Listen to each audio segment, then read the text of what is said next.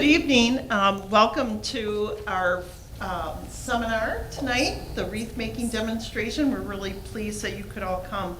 I know it's hard to think it's October 14th and okay, we're thinking holiday, but you know, it's never too late, and as you know, it creeps up on you. So we're going to get a head start. We're so pleased that Tina's here. I'm Amy Johnson. I'm the Executive Director of Roots and Branches, and right there is some information about Roots and Branches. We are a nonprofit organization, and our goal is to really beautify West Bend and also educate folks on the environment. And so go to our website to learn more. We are a nonprofit. We always appreciate contributions and also volunteers. We have about 14 adopt-a-plots throughout the city. Many of them are downtown, but we count on our volunteers to plant them every year, maintain them, water them, clean them up for the fall, and then start over again. So when you see those beautiful plantings downtown, it's volunteers. And that's what Roots and Branches does. One of the things, but when we have a garden tour that happens in July, we have a plant sale in May, which you will never get you'll have the best prices in town. The plants are very hardy, and it's a variety of perennials and some annuals as well. So go to our website, but also on the way out there is a brochure. So take a brochure and you can read more. And if you have questions, just give us a call. So we put on these seminars for educational purposes, and we have a wonderful program chair, and she will introduce our speaker tonight, and that is Susan Steinhall. And she will introduce the speaker. Hi, good evening. Welcome tonight to the wreath making class, and we are so excited about this. And if you are not excited about fall now, you will be after you see this. This is so exciting. Tina has worked with us with seminars for years. I mean, we just love her. She's given demonstrations and all sorts of fun things. How many people have been to the Wreath Factory? Yep, I see some. Well, you'll want to go there. It is so fantastic. There's everything that you'd ever want there. And they're so helpful, and it's just so fun. And Tina has kits that are 23. Yes. And you just find your own base, and you just decorate it, and she's going to show you a couple of wreaths on how to do everything. And so happy fall and happy holidays. I also want to mention that in another week or so, October 27th, we have a garlic demonstration, and so that will be virtual. So you guys can sit back in your comfies and watch it from the virtual media. So it's by Mary Riley Kliss. She's a master gardener and knows so much about garlic and growing. In fact, you guys are privy to a garlic clove if you talk to me afterwards, and then you can have a head start on that. So get a garlic clove from me after the seminar, and then you'll be all psyched up for the garlic class. It's really, really interesting. I was working with her for like 3 months, and we've been filming stages of how to grow it, what it looks like. So you'll be a garlic master by the time that you'll see this. So anyway, welcome Tina Knoll, Wreath Factory. She will tell you all about Wreath Factory, where it is, and how to get there. We have your names and your email addresses, so we will email you a 10% coupon on everything in the store, and also the handout. So you'll have a recap in your mind of everything that we talked about here. So take it away, Tina. Thanks so much. Thank you. Well, thank you for having me. I tell you a little bit about myself. I have been with the Wreath Factory over 20 years. I didn't start out in the decorating business. I actually started out in the hotel business, and kind of fell into it. My aunt works there and still does. And she's like, come help us out for 2 weeks. I'm like, okay, I will. And here I am, 20-some years later. So you never know where life takes you. The Wreath Factory is located in Plymouth, which is a short drive from here. It's 16,000 square feet of showroom space. And we go from everyday kind of stuff, outdoor patio furniture, home decor, to Christmas, starting November 1st. So by Christmas, we'll have the whole showroom changed over, and we should be a merry wonderland, hopefully, if all supplies come in. As you know, this year's been a struggle for supplies. So I'm going to show 2 wreaths today and how to make them, and they both have different concepts. One is going to be more simple and classic, and the other one's going to be kind of what's trending. So we'll talk about the trends too. So feel free to ask questions as I go along, and I'll try to answer as much as I can. The first thing I'm going to start with is just a plain evergreen vase. When you get these, they're never what we call fluffed or they kind of look mushed. And the first thing you need to do is fluff them out to really make them look nice and full. Just by spreading them out. They're usually squished in boxes and all that good stuff, and that helps fill them out. Today we're going to use ribbon, and I'm going to put it down just for a second while I work my way around here, and some berries along with some pine cones. Thank you.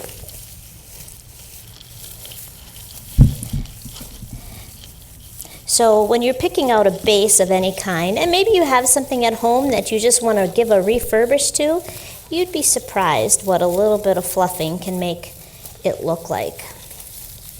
And it doesn't take long, but goes a long way. And if you do an artificial tree, this is also another technique that once you get it fluffed, it just looks so much better. One of the things we do at the Wreath Factory is we do make fresh evergreen wreaths, and those wreaths we start making November 1st. We get the evergreens, come in from Nova Scotia, and they get trucked here, and we will make wreaths from November 1st till Christmas, all sizes. The largest one we make is a 72-inch. If you need one of those, come see us, but bring a big truck. So we work those wreath makers generally are all, they come in and work for 6 weeks, and when they come in to work, they're working part-time hours, so we have a lot of retirees, a lot of parents that if they are able to stay at home with the kids, that kind of stuff, they'll come in and work, and our workforce doubles during that part of the year. But it's very fun. You can't help but feel festive. There we go. One of the things that I'm going to do is use one of our ribbons as we go, and I put a wedge cut on the bottom. Wedge cuts are very easy in the fact that you just fold them in half and cut the V. Sometimes people try to go from one to the other, but if you just use it, and if you want a bigger wedge cut, you do a bigger, deeper V. Much better. Kind of like that. So I'll be using that, and I probably should explain what this is too. If you can kind of see, I'm going to tip it up, but not very far. It's an electric frying pan. For those who are thinking about throwing theirs out, don't. If you're a big crafter or like to do just anything where you might be using a hot glue gun, this guy's super easy. You can cut up the glue that comes in sticks and put it in here, and you're hands-free, which is really nice. This little guy's been with me for 8 years, and he runs every day. So Emerson's are really good. We put the glue in the pot, and you use the temperature gauge to warm it up. And when you're done, you unplug it. The whole thing turns as solid as a rock, and you can move it anywhere you want. So hopefully, middle way through, I'll remember to unplug it. Now, one thing to remember, if you decide that you want to do something like this, if you turn it too high, it's going to smoke. Just turn it down. It'll stop smoking, and everything's good. So, but a nice little feature. What we're going to do today, and I'm hoping to be able to do this all backwards. I haven't practiced in a long time. Because we're artificial wreath, I can use the wreath branches itself to affix the ribbon, kind of like so.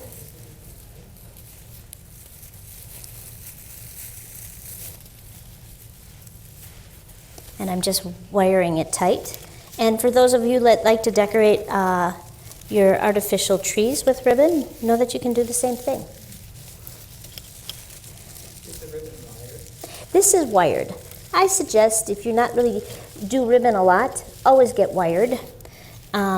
Never go cheap on ribbon. There's some things you can buy cheap. Never buy cheap on ribbon. The cheaper the ribbon, the harder it is to work with.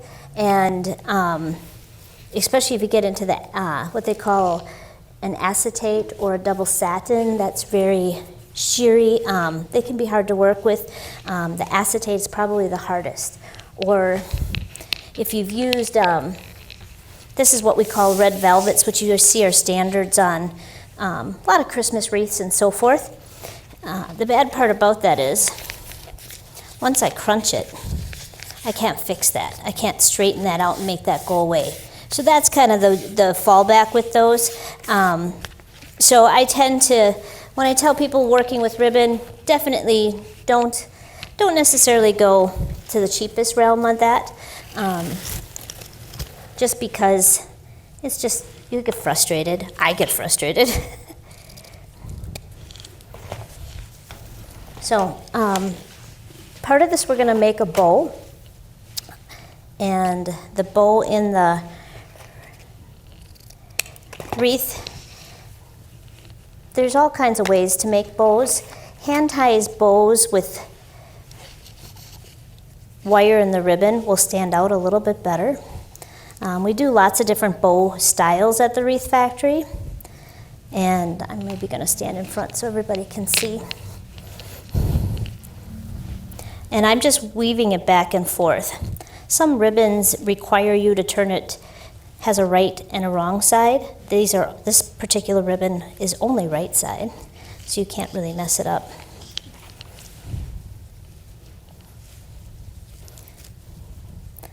I once was asked how many bows I make during the Christmas season. I can't even count. It's a lot.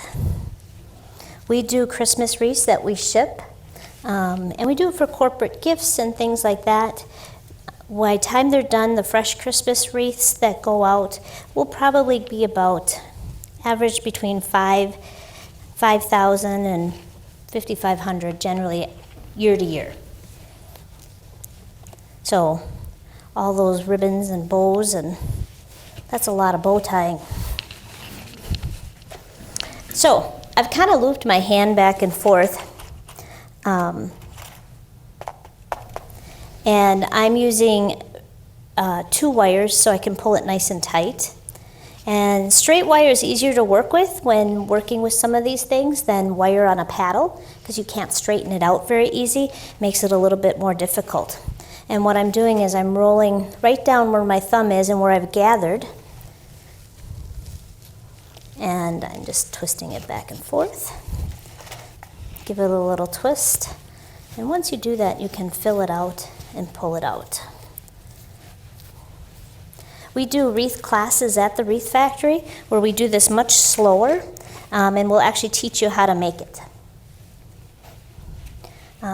Classes start in the beginning of November and go through middle of December. So if you decide you want to come check us out, or if you need a part-time job, we're always looking for people to help out. Pardon? 20 years later. Yeah, right? That's exactly what happens. That's exactly what happens. So I'm going to stick this guy right here. One of the things in the styles that we've seen that's really been trending over the last year has been not the typical bow with 3 little things in front of it, but something more on the side. Something like this really gives you options as far as that goes. If you want to hang it something like this, you can hang it, at a different, as we call at the clock, so you're like maybe a 4 o'clock or a 6 o'clock, and just by moving the little tails, you can change it around, which gives you a little bit of flexibility. So the ribbon that I used is very easy to work with because it has the wire. The glue pot's very easy to work with, and we're trying to just give you some hints to making it quick and easy kind of thing. I picked this berry pick because it is so branchy, and this is one of the ones that are in the kits, and this really allows me to break this guy up. So by using a wire cutters, I can cut them into pieces, just like this, and make them small pieces. Or sometimes when you purchase things like this, you can pull them apart too, just like that. And we're going to glue these guys in here. And I'm folding over the wire here. And with a glue pot, remember that the edge is hot. It is an electric frying pan, and we do use these in all our classes. And we just use the edge to do that. And I can glue it right to the spot I want. By being able to break these up a little bit, I can spread out the berries.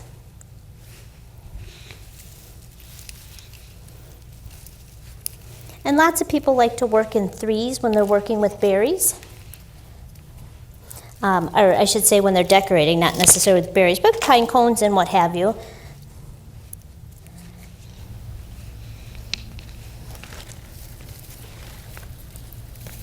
And I'm just going to spread them out from one side to the other.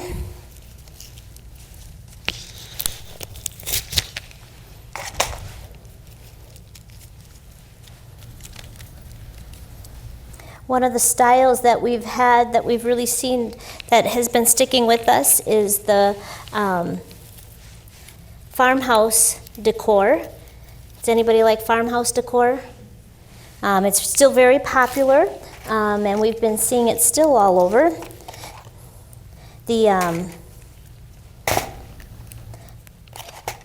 They're projecting that it's going to last a couple more years. And then also gnomes. Anybody like gnomes? Garden gnomes? You guys gotta like garden gnomes, right?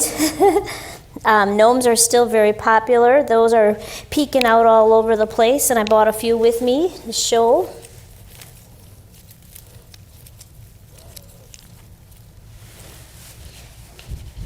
There we go.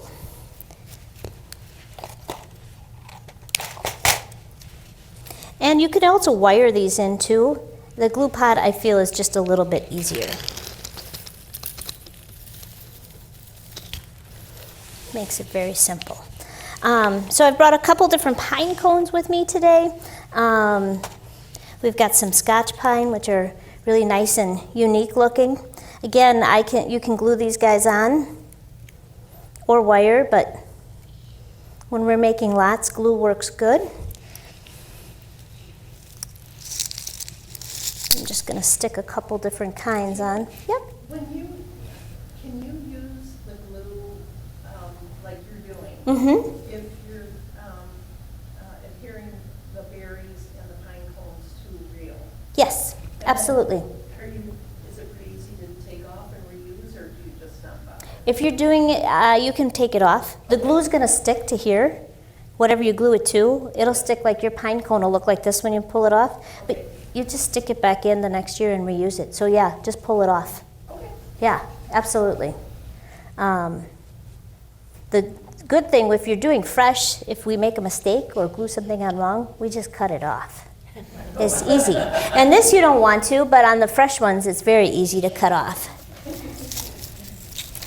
Because these guys, once they get stuck, sometimes they get messy on the artificial ones. But I'm just using the edge of the pot to go ahead and keep the glue from getting all over. We try not to make too much of a mess.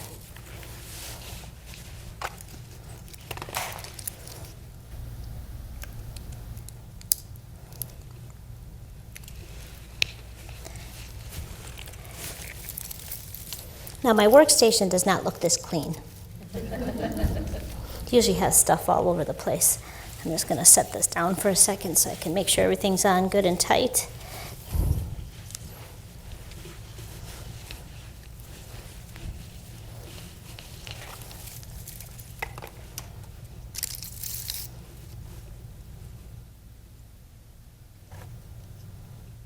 And if you're collecting pine cones on your own, and let's say you're using them outside, getting them from your yard or what have you, good way to bring them in the house, dry them out before you use them in the house.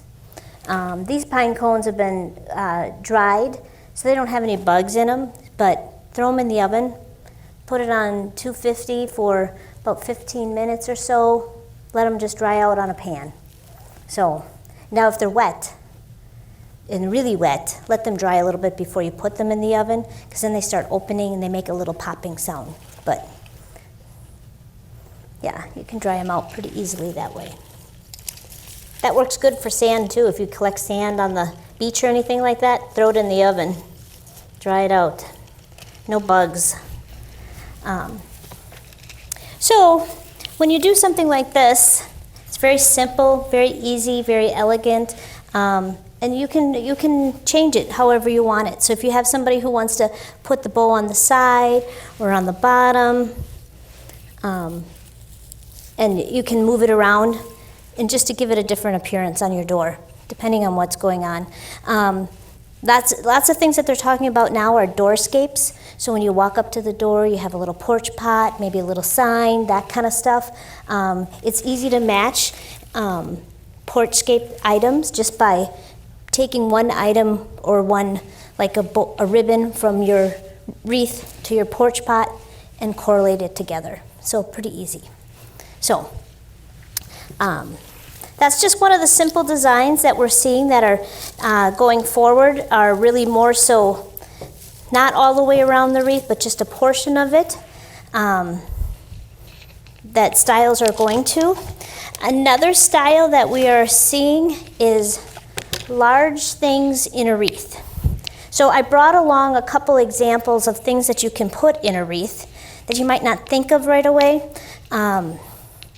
So if you have somebody who's really into birds, or you're really into birds and want to do a wreath for yourself, you can use a bird feeder in the middle.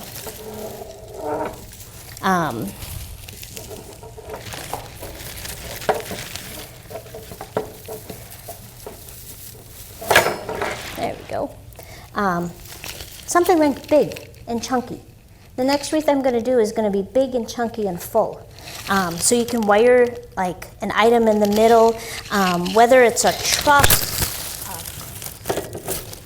Whoops, I think I just lost my mic.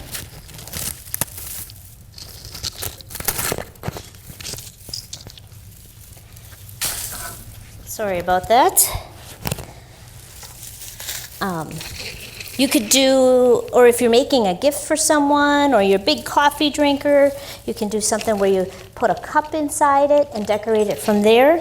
The key is to make it something that is yours, that makes it you. So when somebody comes up to the door, they're like, oh, I knew Joan would put a sewing project in the middle. So, just make it something that, maybe reflects yourself, or if you have grandkids, and they're going to love something. They're easy to wire in, easy to change out if you decide to. I brought along some of those cute little gnomes we talk about. They're bigger, so people don't always think of putting them in, but they sure are darn cute. And the other part that that we're seeing trending is lots of ribbon. So you can put like a sign in the middle if you wanted, a church. We could wire him in the middle, you know. So step outside the box, especially when supplies are hard to come by nowadays. And you might find that, oh, I really kind of, the kids love to play games. Maybe it's the cover of one of their game boxes that they don't play very often, and you put it in the middle, or the pieces of the game around the edges. So kind of just stuff to think outside the box and make it your own and exciting. I'm going to do owls today because owls are trending. And we got some in that I think are just so cute. One of the things that we've done and we've seen, has anybody ever seen the stackable where they stack stones and make in the shape of carons? Or stacking pumpkins is becoming popular. We're going to stack owls today. So these little guys, I'm going to wire on with the wreath itself.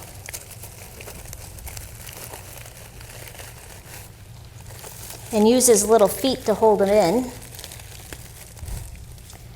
And this little guy, he's going to sit on the top.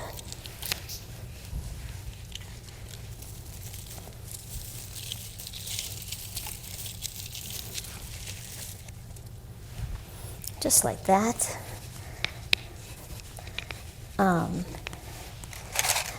He's made out of styrofoam. So the guy on the top is going to get wired to the guy on the bottom. So he sticks in there.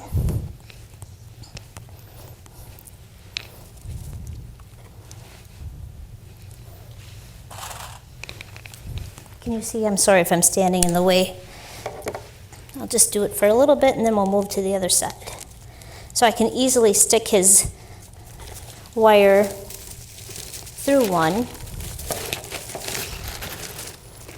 So I'm sticking it right into the little guy. It doesn't hurt, it's okay.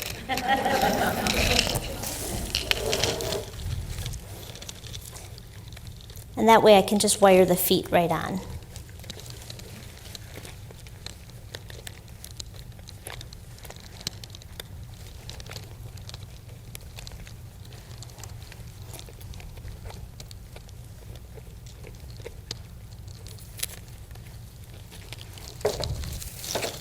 And then they'll sit kind of right in the middle.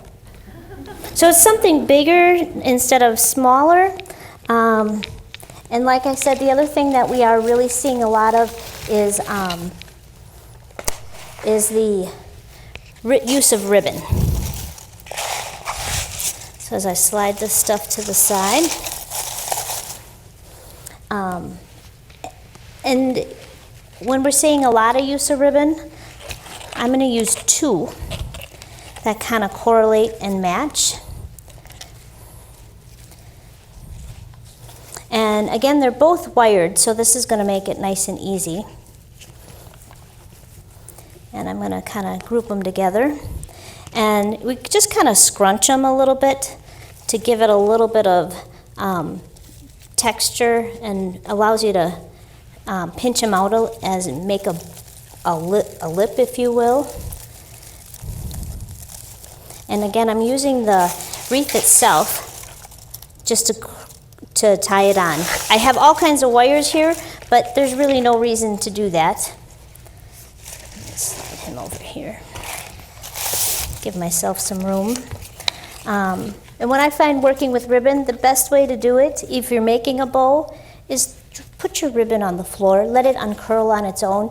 That way your whole roll doesn't turn up into a knot. You know how it gets really tight and you can't get any further? Just by dropping it on the floor when you're working with it, it goes much better.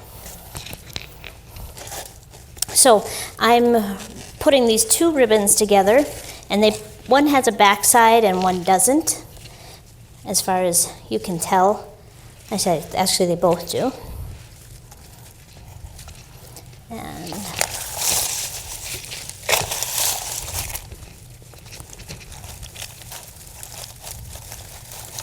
Again, I'm just using the wreath itself, kind of to break it out.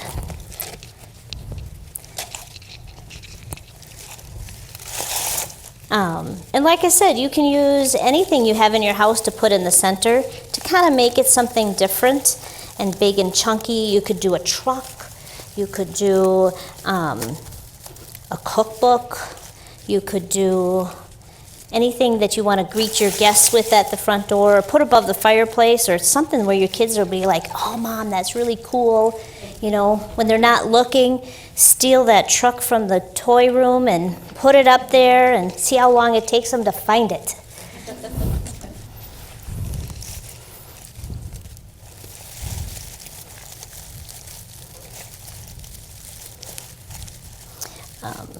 And if you've never been to the Wreath Factory, we do Christmas, but we also do plants and trees and shrubs.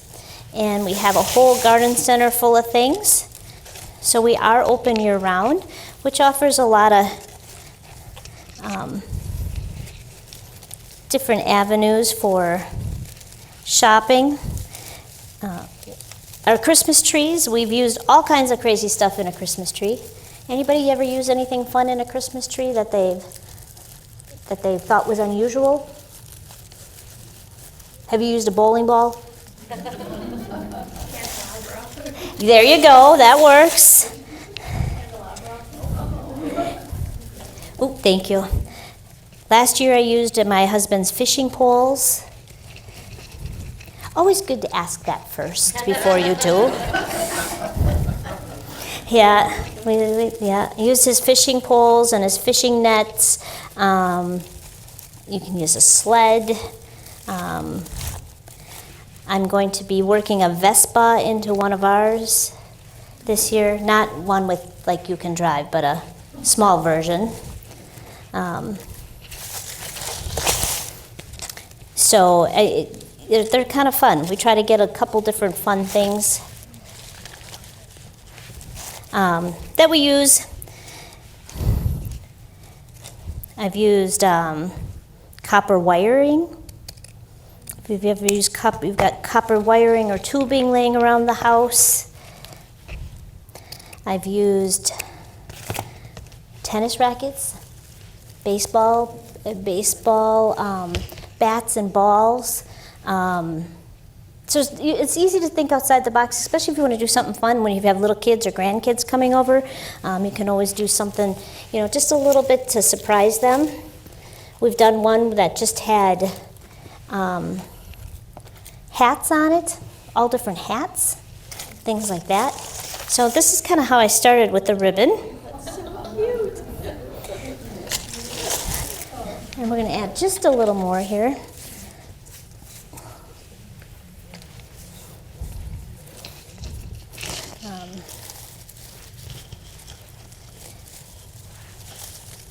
I'm adding another brown piece, but I'm going to wrap it around the ribbon that's already there and curl it around it. Takes a little bit longer, but just gives it a different dimension. And like I said, the wreaths that are coming, that we're really starting to see that are trending, are just lots and lots of ribbon. So see how I'm kind of wrapping it around the ribbon that I put it in? And we're seeing that on Christmas trees too.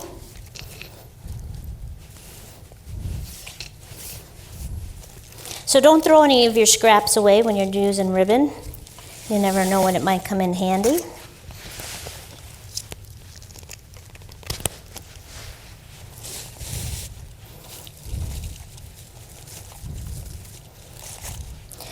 We are doing a tree, or I should say I'm doing a tree that is going to be just ribbon. So nothing but ribbon on the whole tree, which it takes, depending on the size tree, it can take quite a bit of ribbon. But if you happen to stop in, generally speaking, when we do ribbon on a tree, we don't cut it, so that we can reuse it and roll it and make it into something else.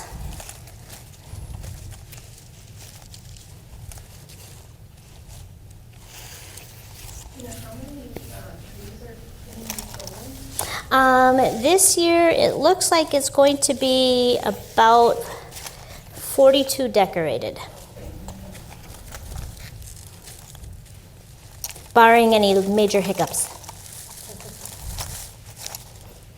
When do you start planning the design of trees? We normally start, we do all the buying in January.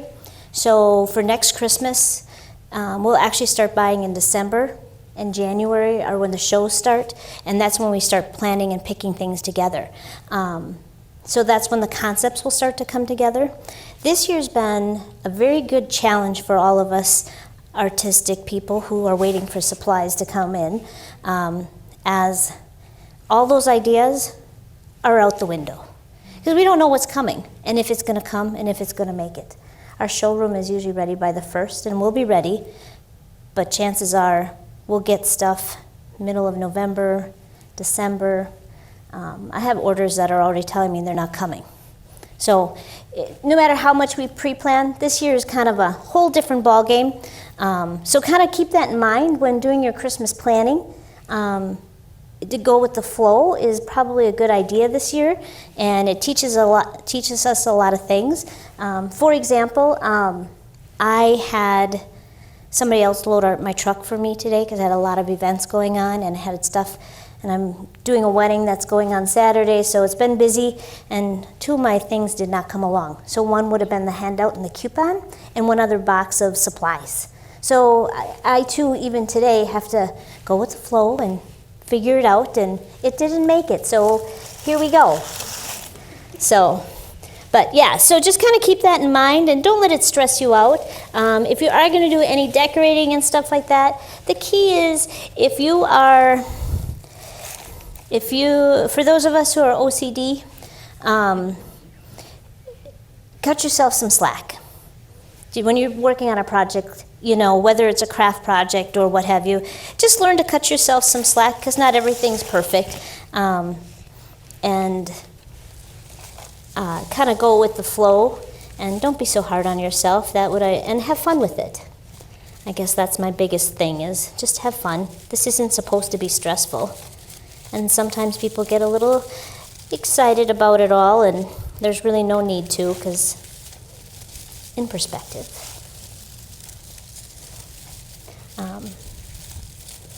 And in nature, the perfection in the perfections is sometimes the beauty. So this could get just pulled around just a little bit more, but lots of ribbon, lots of fullness. You could even do another loop around the outside. Besides the rolling in between there, as far as that goes, and just make it nice and full.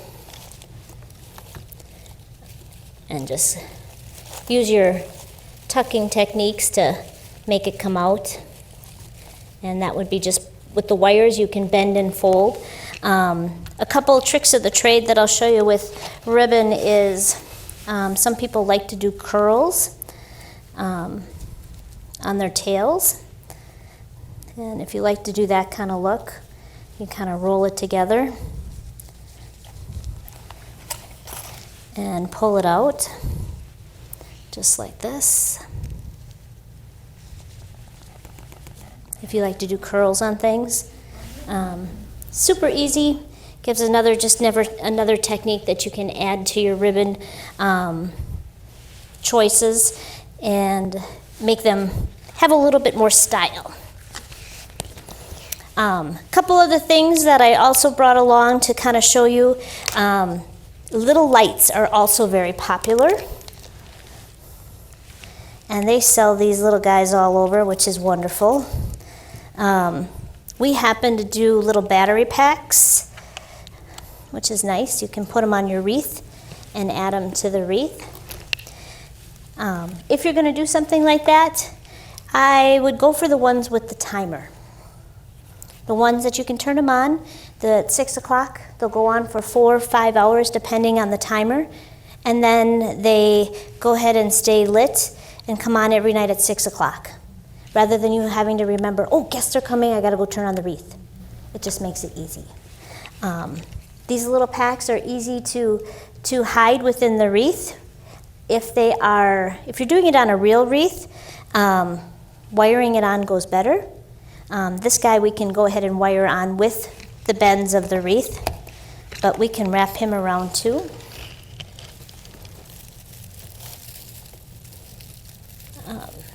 And these little wire ones, they're really pretty tough. I've already cut them, and the part where I cut off doesn't necessarily work, but the rest of it still stays lit.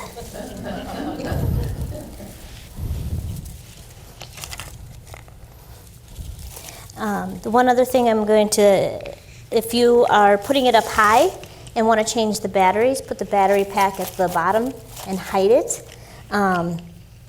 so that you can reach it easily.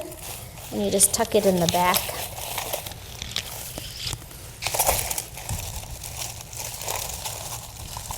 And wrap it on.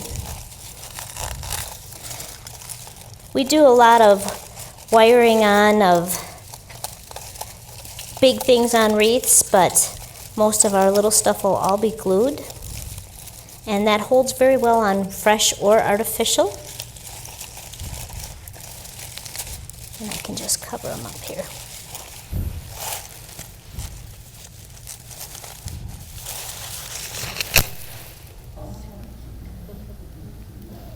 So think about how fun it would be to put a puzzle that your kids have done together forever, or grandkids, or something that you just really love. Or I have a sister who collects Volkswagen Beetles, so I'm going to glue Volkswagen Beetles together and put them in the middle as something fun.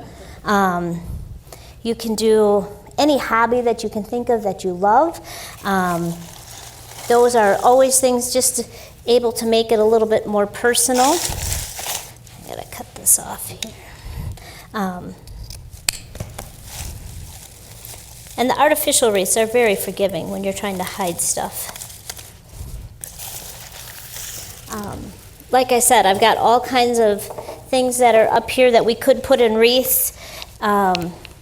Ribbons, if you're gonna do ribbons on a tree, think about doing different widths when you're doing different colors. Maybe some of the different colors we're seeing are blues and denims are very popular. And of course the old favorite buffalo checked. Also buffalo checked in white and black is very popular. If you're buying ribbon, look to see how much yards are on each roll. Most bows take about 5 to 6 yards if it's big. With all that looping, it takes a lot. So be careful, because they're going down to like 3-yard rolls at some places, and that's hardly enough to make anything. So just kind of keep that in mind, that you kind of look at how many yards are on a bolt when picking out a project, so you don't get home and not have enough. And run out and, they don't have it left, or they don't have that size. That's never fun. But like I said, other things you can put on it. Could be for the cooker in the family who likes to cook and things like that. You can put something like that. I've got a fishing creel if you want to do something woodland-like. All different kinds of things. So don't let it have to be just a wreath with bows and berries. Think outside the box.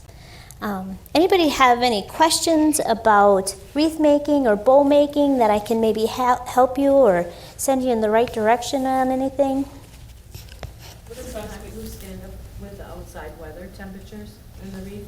The bow, the ribbon? The hot glue that you used in the wreath, does that stand? Yes, Is it does okay it does very well, unless of course we get, so if you put it on a stone or brick house or building, know that heats up when it gets hot, and then actually the heat itself is harder on the glue, because it'll warm it up just enough, and if there's a weight to the item, all of a sudden it comes off.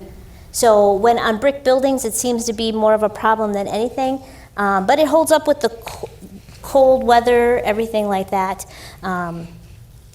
and doesn't really seem to affect it. And again, the glue pot makes life super easy if you're doing a lot of crafting. Consider doing something like that. They have them at St. Vinny's and all those places all the time. People get sick of them, but they last a long time. Obviously, they're a little messy, so hence the cardboard underneath it for strings. The other part that I do with this is when I use this, if I have a lot of glue strings or you're working on a project, a hairdryer on a low setting will clean up all those glue strings really easy and quickly.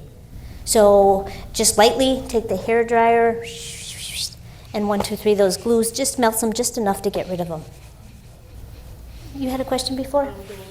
The red felt. What's the best way to do a bowl without those? With this velvet here? Yes. Okay, I'll show you one of those. And I'll do this one a little slower than the other one. I didn't want to run out of time, so I did that one kind of fast. But when making a bow, if you're right-handed or left-handed, I always make it with the tail already stretched out. So this is the first tail. So I'm going to scrunch it between my fingers. And again, drop it on the ground. And I'm going to make the first loop. Second loop across from it is the same size. And just by doing this, you can check, because sometimes it's easy to get one side bigger than the other. And I'm scrunching it in between my fingers here. The fatter the ribbon, the harder it is to do. And once we scrunch it, we can't necessarily fix it unless you can tuck it in where you're already scrunching. So I'm scrunching across the bottom and across the other side. So I have 4. Now I'm going to lay this one on top, and I'm turning it, I'm giving it a half twist so that I can always have the velvet on the top. Give it another half twist on the other side, and I'm layering it. See how they're shorter? The center is very easy. It's another half twist, and you're kind of building it from the bottom up. And fold it over.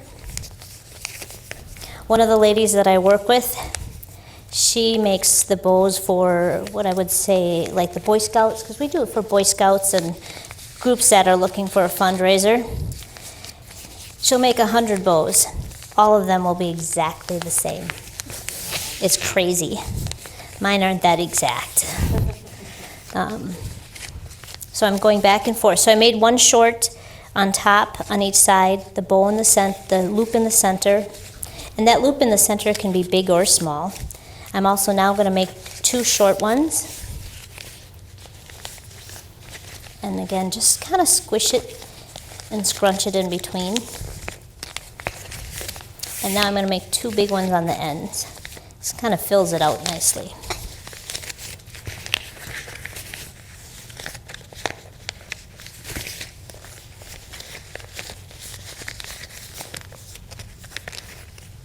Kind of just like that. So I have it all scrunched right here.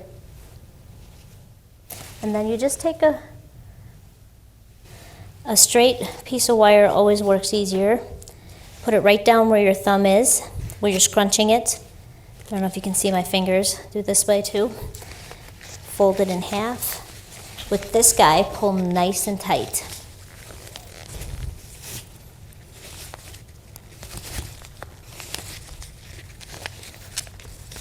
And then you can start to fluff him out. He's not quite tight enough. I don't have my muscles in me yet, I guess. I'm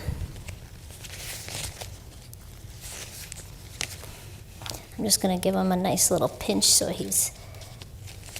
The tighter he is, the better you can fluff it. So... The tails you pull down like this. Pull these guys out and around. And again, this is the harder ribbon to work with. I think it took me years to figure these guys out.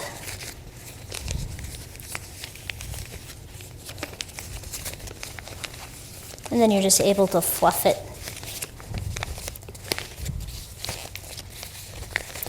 Tree bows are one of the harder things to make. If anybody likes bows on top of their trees, I'll tell you the trick to that is to make two halves if you want to do a big bow on the top of your tree. So you just kind of fluff him out like that. So he's not as perfect as the rest, but once you put him on a wreath, he is very forgiving. These guys last for a long time. They sometimes get rub marks and things like that, but a good standard, cost effective. For those who want to do tree bows, do a lot more loops. And then the other key to that is find a stick. And what I mean by a stick is, well, we could use this guy. So if you're going to put a bow on top of your tree, wire the bow right to a stick. Just like that. Pull it nice and tight. Of course, take off the rest of the berries. But when you're ready to put it on your tree, you just take it and put the stick right at the top. Makes it easy. Then you can adjust it a little bit without all that fluffing. You don't have to tie it to the tree. Just slide the stick right down the center of the tree. Whether it's fresh or artificial, super easy. And it can be any kind of stick. So, little trick to the trade.